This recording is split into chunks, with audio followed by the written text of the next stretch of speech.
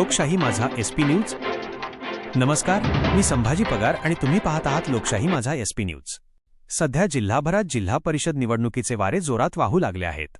राजकारणात अनेक दिग्गज नशीब आजमावत आहेत। निमगाव गटातून राष्ट्रीय मराठा पार्टीच्या माध्यमातून एक सामान्य कार्यकर्ता निवडणुकीच्या रिंगणात उतरला आहे। त्यांचे नाव आहे राजेंद्र रखमाजी राऊत पाटील। कवळाणे येथील रहिवासी असलेले राजेंद्र पाटील हे नाव निमगाव गटासाठी नवीन नाही।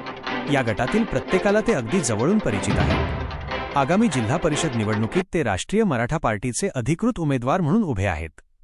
राजेंद्र पाटील हे काही मोठे धनवान किंवा गर्भश्रीमंत नाहीत। ते एका अत्यंत सामान्य आणि गरीब कुटुंबातून आलेले सामाजिक कार्यकर्ते आहेत। त्यांना कोणताही राजकीय वारसा नसून फक्त जनसेवा हाच त्यांच्या जीवनाचा मूळमंत्र आहे। गोरगरिबांच्या सुखदुःखात अडीअडचणीत खंबीरपणे पाठीशी उभे राहणारे एक खास व्यक्तिमत्व म्हणून त्यांची ओळख आहे। ते आज धनाने नक्कीच कमी असतील, पण मनाने अत्यंत उदार आहेत। निमगाव गटातील मतदारांसाठी 24 तास धावून येणारा हा हक्काचा माणूस आहे। त्यांना गटातील विविध समस्या आणि अडचणींची जमिनीवर जाऊन जाणीव आहे।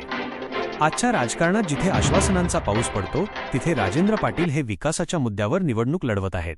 त्यांचे शासन आणि प्रशासनातील अधिकाऱ्यांशी असलेले जवळीकीचे संबंध हा त्यांचा सर्वात मोठा जमेची बाजू आहे। या संपर्काचा वापर करून ते निमगाव गटाचा कायापालट करण्यासाठी सक्षम पर्याय उभा करू शकतात।